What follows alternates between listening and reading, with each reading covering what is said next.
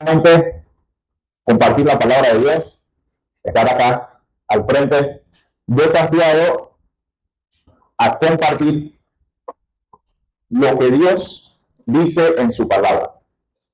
Como leyeron hace ratito en el capítulo 12, hay un listado de los reyes que venció Moisés mientras estaba en el liderazgo del pueblo de Israel, y luego viene la lista de los reyes que venció el pueblo de Israel mientras estaba Josué en el liderazgo. Entonces, podemos decir que ese es el resumen de las victorias de Israel en la tierra prometida. Ahora yo tengo una pregunta que quizás ustedes se hacen o se hicieron ahorita que leyeron, y es: ¿para qué sirven las listas de nombres en la Biblia? ¿Qué piensan ustedes? ¿Para qué sirve la lista de los nombres en la Biblia? ¿Para qué sirve esta lista que acabamos de leer? ¿Cómo yo puedo aplicar cuando ahí me dice que, vamos a leer un poquito? Yo quiero saber si alguno me puede decir, cuando lee Josué capítulo 12 y lee el versículo 10. No, vamos a leer el 7. Estos son los reyes de la tierra que derrotaron a Josué y los hijos de Israel. Pasamos al 8, en la montaña de los valles del Arabá. Dice dónde estaban estos pueblos, estas ciudades que venció Josué y los israelitas. Y en el 9 dice: el rey de Jericó, uno; el rey de Jai, que está al otro lado de Betel, otro; el rey de Jerusalén, otro; el rey de Hebrón, otro; el rey de Jarmut, otro; el rey de Laquis, otro. Y todos esos reyes, ¿cómo? O sea, esa lista que yo estoy leyendo, ¿cómo yo aplico? Que ahí me dice el versículo: venció al rey de Jerusalén, uno; al rey de Jericó, otro. O sea, ¿cómo yo aplico eso a mi vida? Por eso yo me hice la pregunta y traigo la pregunta acá: ¿para qué sirven la lista de los nombres en la Biblia? Cuando vemos la genealogía de Jesús, hay una lista de nombres. ¿Cómo yo aplico a mi vida, o cómo yo saco una enseñanza para mi vida cuando en la lista de la genealogía de Jesús dice que Rahab es parte de la ascendencia, de la línea en la que viene el linaje de Jesús? Cuando en Génesis da la lista de todas las personas que nacieron después de Abraham hasta llegar a Enoch, hasta llegar a Nimrod, y ahí empieza a haber ya un poquito más de contenido, de contexto. Pero antes de eso hay una lista larga de nombres. Abraham fue padre de Isaac, Isaac de Jacob, de Saúl, y viene la lista larga. ¿Cómo yo aplico esa lista de nombres a mi vida? La respuesta a la que yo llegué es que las listas de nombres de la Biblia están para informarnos de acontecimientos que pasaron. Por ejemplo, si yo quiero verificar que realmente se cumple lo que Jehová le dijo a David, que de él, de su linaje, que del linaje de David, iba a levantarse un rey que reinaría para siempre, ¿cómo yo me doy cuenta que eso se cumplió? Cuando voy a Mateo o a Lucas y veo la lista y dice: ah, mira, ahí está David. Después de David vino tal, y haces el seguimiento y ves que se cumple. Entonces la lista te informa, te confirma una promesa que hizo Dios. Pero la lista como tal es muy difícil, por no decir que imposible, pero es muy difícil que yo saque una enseñanza para mi vida, una aplicación de el rey de Jerusalén otro, el rey de Hebrón otro. ¿Qué te está diciendo? Bueno, ¿qué está diciendo Josué aquí en esto que escribió?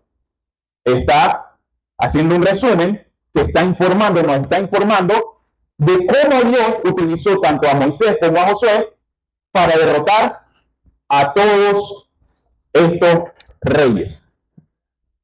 En total, aquí hace un conteo, en el versículo 24 dice que fueron 31 reyes por todos los que venció Josué mientras estaba en el mandato. Pero si contamos los dos primeros que aparecen en los primeros versículos cuando se habla de Moisés, hay un total de 33.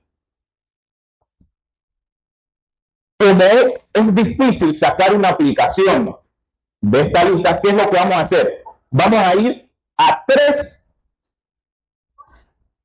relatos de la historia de la conquista de Israel a la tierra prometida, a la tierra de Canaán, en los que vemos cómo Dios ayuda tanto a Moisés como a Josué a derrotar a estos enemigos.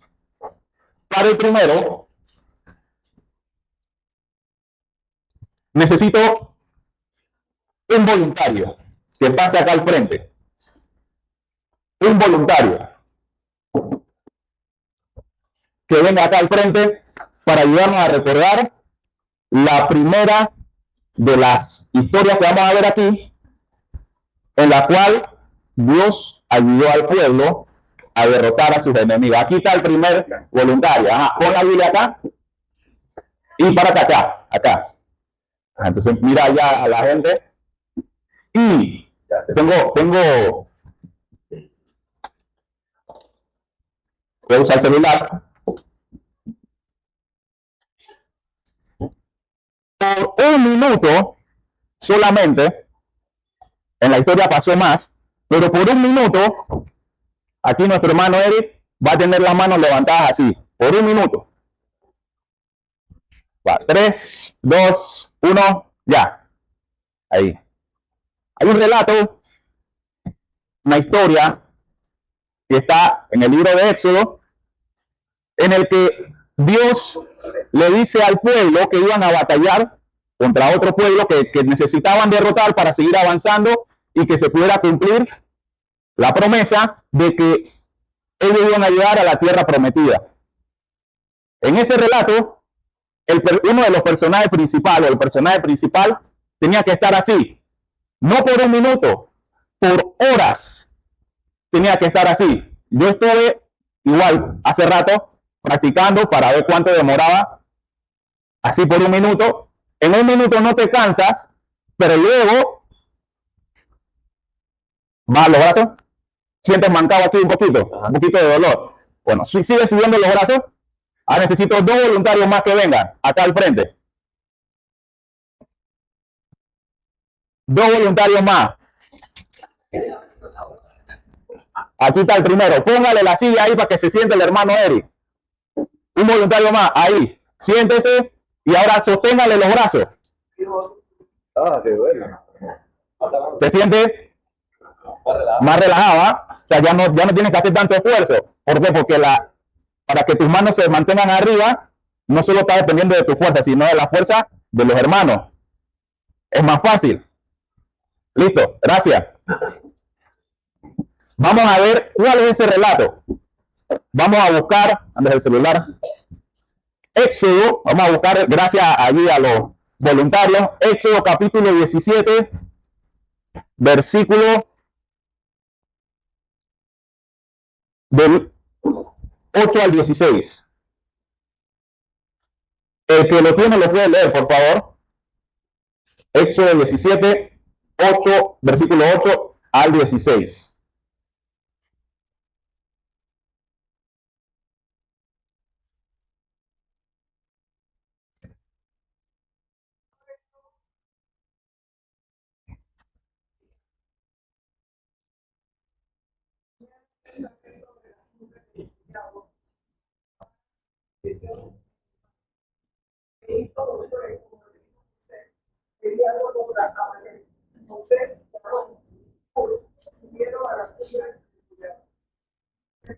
Cuando avisaba Moisés su mano, Israel prevalecía. Cuando él bajaba su mano, permanecía. Gracias. Moisés tenía que estar durante toda la batalla, que no duró un minuto, con los brazos extendidos. ¿Y qué dice ahí? Que Moisés se cansó. Pero ¿quiénes estaban ahí con Moisés? Estaba su hermano y estaba un amigo, un compañero del pueblo, un compañero de la nación, otro israelita que era un amigo cercano de Moisés. ¿Qué llevaron a hacer ellos? En ese momento no había silla, le pusieron una piedra, Moisés se sentó y ellos ayudaron a Moisés a tener sus manos levantadas. ¿Para qué? Para que el pueblo de Israel pudiera vencer en ese día a Amalek. ¿Qué principio bíblico podemos sacar de esta historia? Sí o sí te vas a cansar. Sí o sí nos vamos a cansar. Va a llegar un momento en que, hipotéticamente, entre comillas, estemos en una guerra, en una batalla espiritual, y muy probablemente te vas a cansar. Te vas a cansar de luchar contra tus deseos, de luchar contra lo que las personas que no son cristianas quieren influir en tu vida, y muchas veces cuando te cansas empiezas a ceder. Empezamos a ceder y a darle lugar a todas esas cosas que gracias a que somos cristianos están aguantadas, están ahí controladas por el Espíritu Santo, controladas gracias a que tenemos una relación con Dios. Pero si nos cansamos y no buscamos ayuda, no tenemos una persona a la que cuando yo esté cansado, cuando ya no aguanto tener los brazos arriba, yo pueda llamarlo, pueda decirle, hermano, amigo, ven, ayúdame a tener los brazos arriba, porque estoy que los voy a bajar, y donde los baje, si Moisés bajaba los brazos, el pueblo de Israel empezaba a perder. Pero si Moisés tenía los brazos arriba, el pueblo de Israel empezaba a ganar. Si yo bajo los brazos, tratando de sacar un principio de esto, voy a empezar a perder. Voy a empezar a caer. Voy a empezar a terminar derrotado.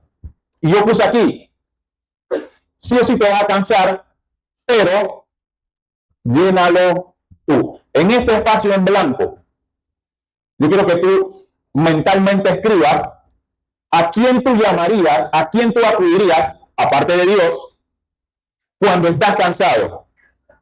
¿Qué hermano en Cristo tú llamarías? ¿Qué amigo en Cristo tú llamarías y le dirías, hey, estoy cansado, necesito que me ayudes, porque cuando baje los brazos voy a perder, me voy a alejar de Dios, porque eso es lo que hace el pecado, nos separa de Dios.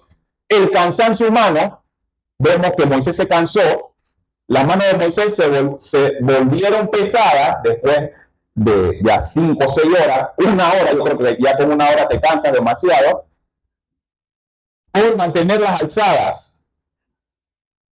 Cuando él tenía las manos arriba, eso era una señal de que estaba pidiendo y dependiendo de Dios. Estaba levantando sus manos al cielo. Obviamente, entonces lo pidió Jehová de antemano, pero él siguió lo que Dios le estaba diciendo, con perseverancia y fortaleza. ¿Qué pasó cuando Moisés se cansó? Vino un apoyo. Aarón y Hur colocaron una piedra para que Moisés se sentara y sostuvieron sus brazos, uno a cada lado, hasta la puesta del sol. ¿Y cómo terminó esto? En una victoria. Gracias a la intercesión constante, el apoyo mutuo, Josué, que estaba ahí batallando, mientras Moisés tenía los brazos arriba, los brazos levantados, Josué, junto con el demás pueblo, el demás personal de guerra, estaban ahí batallando contra el pueblo de Amalek. Dice, Josué derrotó completamente al ejército amalecita con el filo de la espada. Sí o sí te vas a cansar. Somos humanos. No somos superhumanos que no se cansan. Somos humanos y nos vamos a cansar. Pero ¿quién es esa persona a la que tú le vas a pedir apoyo? Es importante que nosotros tengamos una o más personas de confianza para pedir cuando estamos en ese momento que nos vamos a rendir. En ese momento que ya no damos más. Es una persona que tú sabes que cuando tú acudas a ella te va a ayudar, aun cuando lo que te diga no sea muy agradable de escuchar. Muchas veces buscamos personas que nos digan lo que nosotros queremos escuchar. Y si es así, muchas veces lo que yo quiero escuchar es, dale, estás haciéndolo bien, cuando tú sabes que en tu mente realmente no es así. Cuando viene la persona que yo tengo confianza y me confronta el pecado que estoy realizando, muchas veces yo cierro mi corazón. No, él es malo, me está diciendo que hice mal. No tiene misericordia.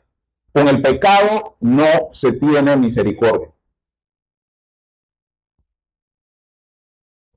Tienes que buscar una persona de confianza, una o dos, tres, que tú sabes que te van a ayudar a tener la victoria contra esa lucha espiritual, con ese pecado con el que estás batallando.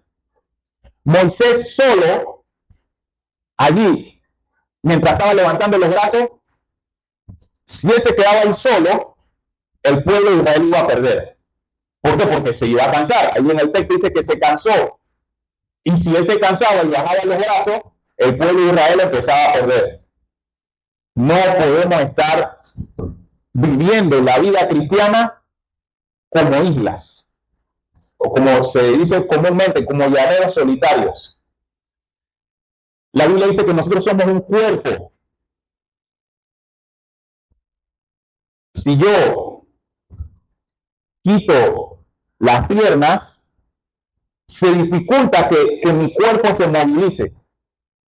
Si yo quito los brazos, se dificulta que yo agarre cosas, que yo pueda hacer cosas con la mano porque no las tendría. Cada parte es importante. Cada parte del cuerpo tiene una función, pero no es una función aislada, es una función que ayuda a otra parte del cuerpo. Y no solamente hay que pensar a quién nosotros pondríamos aquí, sino tenemos que pensar también si yo estoy siendo lo suficientemente maduro espiritualmente para que cuando una persona me pida ayuda a mí, yo realmente pueda ayudar para que esa persona salga victoriosa. No solo a quién yo puedo acudir, sino cuando acuden a mí, ¿qué tengo yo para ofrecer? ¿Qué puedo yo decirle a esa persona que acude a mí para pedirme ayuda? Esa es la primera batalla en la que vemos que Dios da la victoria al pueblo, porque el pueblo, el líder y los demás siguieron lo que Dios les dijo que tenían que hacer. El segundo, lo vimos recientemente, y cruzaron el río Jordán, el pueblo, ya estaban en la tierra prometida, y la primera ciudad que se encontraron tenía muros así altos, muros grandotes, y dice que la ciudad estaba toda metida dentro de esos muros. Los muros era muy difícil tirarlos, por eso ellos se metieron en su ciudad. Pero yo me meto aquí y está difícil que cualquiera que venga nos pueda destruir por el material en que están hechos nuestros muros. Dios le dijo al pueblo que tenían que dar 6 vueltas alrededor de la ciudad, y al séptimo día iba a pasar algo. Vamos a ver cuál es ese relato, que ya creo que ya ustedes saben de qué estoy hablando. Vamos a Josué, capítulo 6, versículos del 1 al 5. Josué, capítulo 6, versículos del 1 al 5 dice: ahora Jericó está cerrada, bien cerrada, a causa de los hijos de Israel. Nadie entraba ni salía de Jericó. Mas Jehová dijo a Josué: mira, yo he entregado en tu mano a Jericó y a su rey, con sus varones de guerra. Rodearé la ciudad, todos los hombres de guerra, yendo alrededor de la ciudad una vez, y estaréis durante 6 días. Y 7 sacerdotes llevarán 7 bocinas de cuerno de carnero delante del arca. Y al séptimo día daréis 7 vueltas a la ciudad.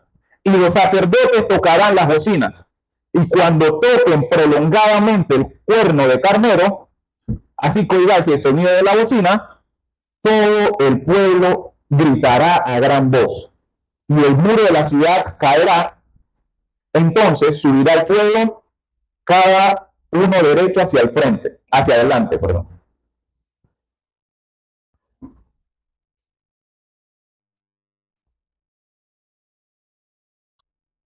¿Qué podemos ver en esta historia? Que sin fe es imposible, ahí puse cambia, sería cambie, es imposible que cambie tu perspectiva. ¿Qué estaba acostumbrado a decir? Vimos que en la historia anterior él estaba ahí batallando con el pueblo de Amalek mientras Moisés tenía los brazos arriba, allá en el monte. Josué estaba acostumbrado a que cuando Dios le decía, tienen que pelear contra tal ciudad, contra tal pueblo, era agarrar las armas e ir a la guerra. Cuando Dios le dice, espérate, la ciudad está cerrada, o sea, no se puede salir ni entrar de la ciudad. ¿Qué van a hacer? No van a construir catapultas, no van a hacer nada de eso. Van a caminar alrededor de la ciudad. En la mente, si nosotros no metemos a Dios aquí y digamos que yo fuera el comandante, bueno, no, es que si traigo un ejército, todo el ejército son locura. Así que vamos a decir que iba a decir que era Noriega, pero no. Vamos a decir que yo soy un comandante, el jefe de un ejército, y vamos a conquistar el país de Chiriquí. Esto es un ejemplo. Vamos a conquistar el país de Chiriquí. Entonces, tenemos que empezar por la ciudad de David. Y yo les digo, o sea, yo no soy Dios, no estamos contemplando a Dios en este ejemplo. Para derrotar a la ciudad de David, vamos a empezar a dar 6 vueltas alrededor de la ciudad para que para que la ciudad de David se debilite. Si yo llego con esa instrucción para ustedes, ¿qué pensarían ustedes de mí? Que estoy loco, ¿cómo va a pasar eso? Yo no lo puedo asegurar, pero puedo pensar que quizás en la mente de alguno de las personas que estaba ahí pasó ese mismo pensamiento. No lo puedo asegurar, pero puede ser probable. ¿Cómo se va a caer el muro sin que lo toquemos solamente con darle vuelta a la ciudad? Sin fe, si ellos no tenían fe, era imposible que eso sucediera, porque la táctica de guerra para la mente humana era una locura. Una ciudad cerrada completamente, porque sabían que los israelitas venían en camino. Instrucciones inusuales, es lo que estamos hablando. Dios le dice a Josué el plan que desafía toda lógica militar: marchar alrededor de la ciudad durante 7 días. Y esto es importante aquí. En este momento, parte de lo que Dios le muestra al pueblo de Israel es que la fe está por encima de la estrategia. 7 sacerdotes con trompetas de cuerno de carnero marcharían delante del arca. La victoria vendría por obediencia, no por fuerza. Antes de que ellos empezaran a dar vueltas, Dios les dice: ya yo entregué al rey, a Jericó y a los hombres de guerra en sus manos. Pero para que realmente los puedan derrotar, primero tienen que hacer esto. Y les dice que den las vueltas. Si nosotros no tenemos fe, es imposible que las cosas que nosotros hacemos, las cosas que nosotros nos suceden, o las cosas que Dios nos pide en su palabra, es imposible que nosotros le encontremos un sentido a eso, si no tenemos fe. Por eso, en el Nuevo Testamento hay muchos versículos en los que Jesús y sus apóstoles lo que le piden a las personas es fe. No le piden acciones, no le piden métodos, no le ponen un listado que tienen que hacer. Le pide fe, creer. ¿Crees en lo que Dios te dice? ¿Creemos en lo que Dios dice en su palabra? Es una pregunta que tenemos que hacernos, porque sin fe es imposible que cambie nuestra perspectiva. Y aquí vemos en resumen el plan divino para Jericó. Días del 1 al 6, silencio y obediencia. Esto es lo que Dios le estaba diciendo aquí en el relato. Durante 6 días marcharán una vez alrededor de la ciudad en completo silencio, excepto el sonido de las trompetas en el último día. Día 7, tienen que dar 7 vueltas. El séptimo día darán 7 vueltas alrededor de la ciudad y los sacerdotes tocarán las trompetas prolongadamente. En ese momento caen las paredes, las murallas. Momento decisivo. Cuando oigan el sonido largo de la trompeta, todo el pueblo gritará a gran voz y el muro de la ciudad se derrumbará. ¿Y qué vemos? Que la promesa de Dios era clara. Se lo dice en los primeros versículos. He entregado en tus manos a Jericó su rey y sus valientes guerreros. Pero, vamos a pasar al siguiente relato, el tercer relato. Aquí hay un gran pero. Porque hubo una batalla en el liderazgo de Josué que pasó una derrota a causa de uno de sus guerreros. Y aquí vemos que el pecado siempre te convierte en el más débil. Hablando de un contexto, estamos en un contexto de guerra. Por eso así puse el título. El pecado siempre te convierte en el más débil. Hay una guerra. Si tu táctica implica pecado, siempre vas a ser el más débil. Vamos a Josué capítulo 7, versículo del 1 al 11. Dice así: pero los hijos de Israel cometieron prevaricación en cuanto al anatema, porque Acán, hijo de Carmi, hijo de Zabdi, hijo de Sera, de la tribu de Judá, tomó el anatema. Y la ira de Jehová se encendió contra Israel. Después Josué envió hombres de Jericó a Jai, que estaba junto a Bet-Aven, hacia el oriente de Betel, y les habló diciendo: subid y reconoced la tierra. Y ellos subieron y reconocieron a Jai. Y volviendo a Josué le dijeron: no suba todo el pueblo, sino que suba como 2,000 o 3,000 hombres, y tomarán a Jai. No fatigues a todo el pueblo yendo allí, porque son pocos. Subieron al pueblo como 3,000 hombres, cuales huyeron de los de Jai. Y los de Jai mataron de entre ellos unos 36 hombres, desde la puerta de Sebarim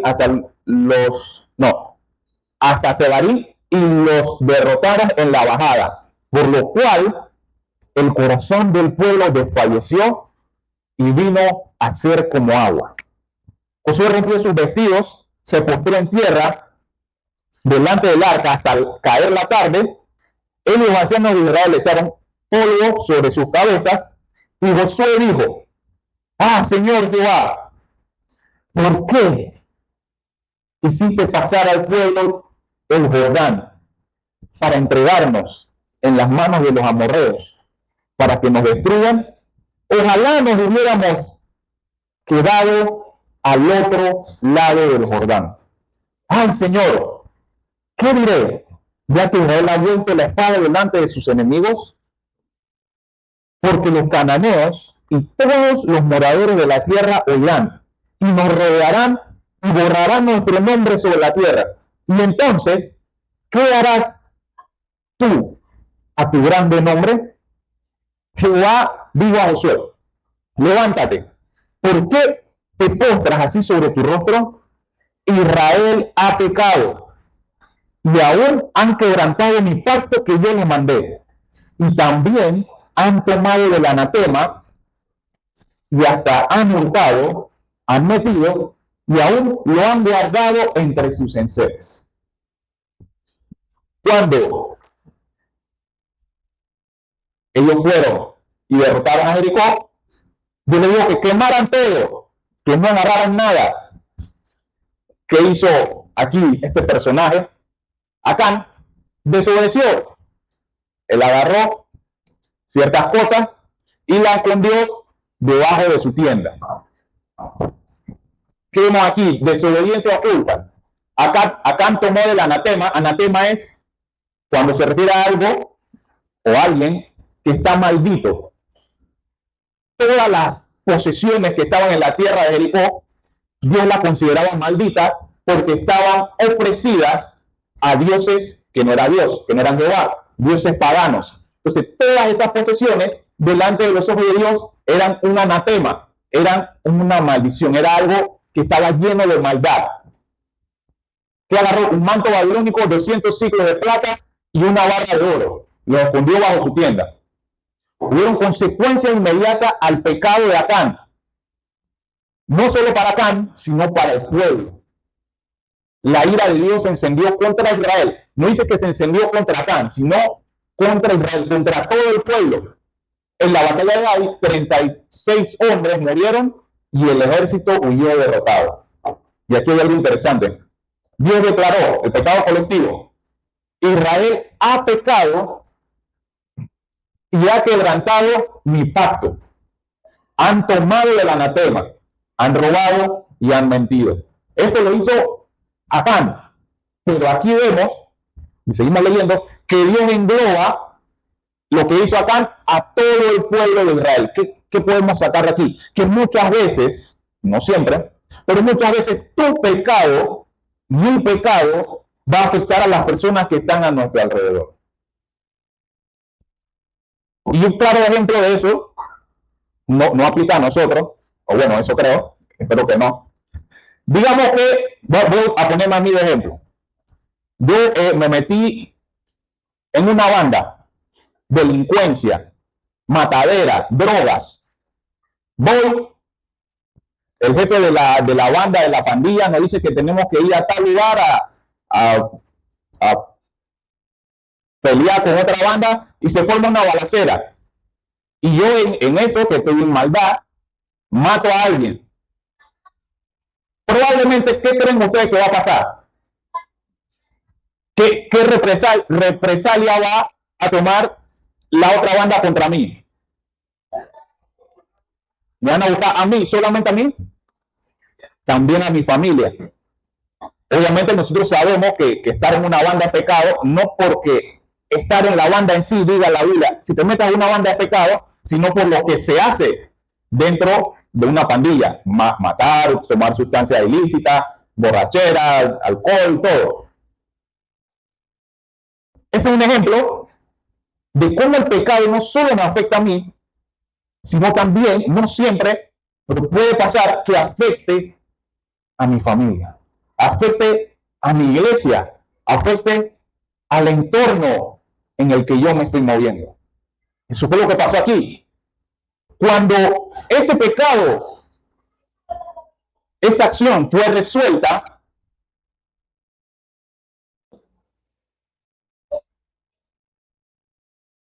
vino la victoria. Si nosotros leemos Josué 8, que es el que viene, dice del 1 al 8, Jehová dijo a Josué, no temas ni desmayes. Lo mismo que le dijo en Josué 1. Toma contigo toda la gente de guerra, levántate y sube a él. Mira, anteriormente, en el 7, en ningún momento le dijo esto. Aquí sí se le dice, mira, yo he entregado en tu mano al rey de Ai, a su pueblo, a su ciudad y a su tierra. Y bueno, no vamos a leer el resto porque ya sabemos, porque ya se predicó sobre eso, cómo terminó esa batalla. Este relato, estos tres relatos, nos muestran, y aún el texto del que partimos, Josué 12, nos muestran cómo Dios llevó al pueblo de victoria en victoria, siempre y cuando el pueblo obedecía y confiaba en lo que Jehová les estaba diciendo. El pueblo andaba en victoria, pero no esa victoria que escuchamos muchas veces en algunas predicaciones. Es una victoria real contra los enemigos, una victoria real contra el pecado. ¿De qué depende esa victoria? Lo vimos en estos tres relatos. Dependencia total. Cada victoria del pueblo de Israel dependió completamente de Dios, no de su fuerza militar o estrategia humana. En cada uno de los relatos, Dios le decía, sea Moisés o sea Josué, yo he entregado al rey y a toda la población que está reinando ese rey en tus manos, en las manos del pueblo de Israel. Prácticamente Dios le está diciendo, ya yo peleé por ustedes, pero ustedes también tienen que hacer ciertas cosas para que esa victoria se dé, para que esa victoria se complete. Comunidad unida. La victoria requería unidad. Moisés necesitó a Aarón y Hur. Josué necesitó la obediencia de todo el pueblo. Y también se necesitan corazones puros, corazones limpios, corazones santos. La bendición de Dios fluye cuando su pueblo camina en santidad. Es la única forma, porque Dios no bendice el pecado. Rechazando el pecado y buscando su voluntad. El pueblo camina en santidad, rechazando el pecado y buscando la voluntad de Dios. Y aquí está Zacarías 4:6 que dice, no con ejército ni con fuerza, sino con mi espíritu, ha dicho Jehová de los ejércitos. Aquí dice Jehová de los ejércitos, pero Jehová de los ejércitos no pelea con ejércitos ni con fuerza, sino con su espíritu. No depende 100% del pueblo de Israel, porque ya Dios le dice, la victoria está, ya lo entregué en tus manos. Pero en cada uno de estos relatos vemos que Dios le pide algo específico al pueblo. A Moisés que tuviera las manos levantadas, con Jericó que dieran vueltas. Y mientras ya cayeron los muros, que empezaron a gritar y tocaron la trompeta de carnero, de cuerno de carnero, y entraron, ahí les puso una comisión, tienen que quemar todo, no agarren nada. ¿Qué ocasionó esto? Que en la próxima batalla, Dios ni siquiera les habló, no les digo nada, no les digo, ya lo entregué en tus manos, nada. Ellos fueron, y a causa del pecado, que vimos que no solamente me afecta a mí, sino que puede llegar a afectar a las personas que están a mi alrededor, el pueblo de Israel terminó en esa ocasión derrotado. Como dije, el pecado impide que nosotros estemos en victoria. Y como en un contexto de guerra, nosotros tenemos tres enemigos.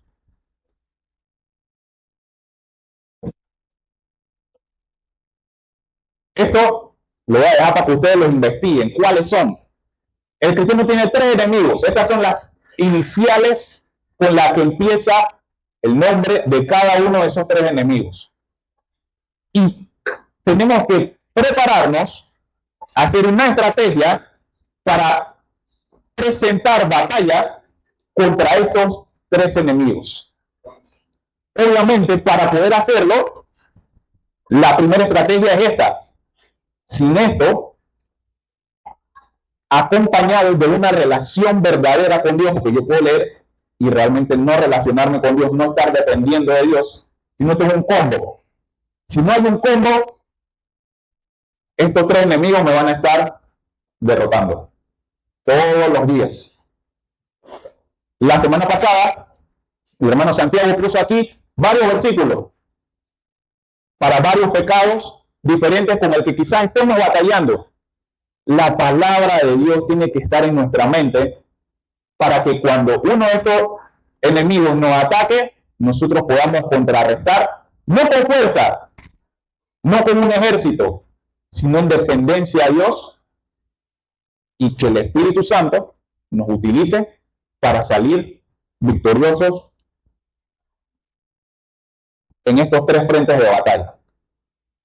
el pecado no te permite andar en victoria. Hoy mismo, identifica un área donde necesitas aplicar alguna de estas tres cosas. Necesitas intercesores, o sea, personas que oren por ti, pero que también te acompañen cuando estás cansado físicamente, estén allí a tu lado. ¿Hay alguna instrucción de Dios que has evitado? Vimos que Acán evitó o desobedeció, mejor dicho, lo que Dios le dijo y eso trajo consecuencias. ¿Existe algún pecado oculto que debes confesar? Lo ideal es que si alguna de estas respuestas, cuando tú respondas, para la redundancia, te des cuenta que tienes una necesidad, lo ideal es que hoy mismo busques la forma de suplirla. Porque si no, va a pasar lo que pasó con Acán. Tu pecado puede afectar a las personas que están a tu alrededor. Pensemos en esto, en cómo Dios le dio la victoria al pueblo de Israel y que también puede darnos la victoria a nosotros, siempre y cuando nosotros tengamos fe y obedezcamos todo lo que Él pide que nosotros hagamos. Vamos a orar. Señor, gracias por este día, gracias porque nos permite reunirnos nuevamente. Te pido que podamos estudiar, indagar cómo fue que tú ayudaste al pueblo a vencer a cada uno de sus reyes y de esa forma poder sacar principios bíblicos que podamos aplicar a nuestra vida. Hoy solo vimos 3, pero hay más. Ayúdanos a buscar personas que nos ayuden cuando estemos cansados, cuando estemos al límite, cuando estemos batallando con un pecado, personas que realmente nos ayuden y nos confronten con la palabra de Dios, con el propósito de llevarnos y acercarnos más a ti.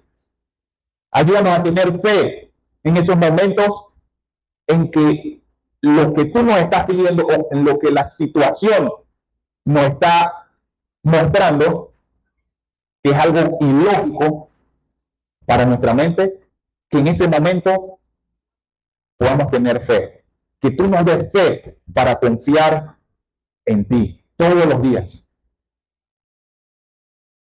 Y si hay algo que nosotros no hemos confesado, que nosotros estamos practicando, que tenemos oculto un pecado, ayúdanos a confesarlo y a buscar esa ayuda.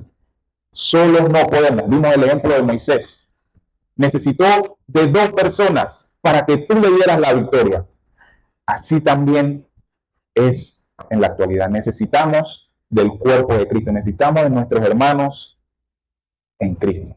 Ayúdanos a aplicar estas cosas en el nombre de Jesús. Amén.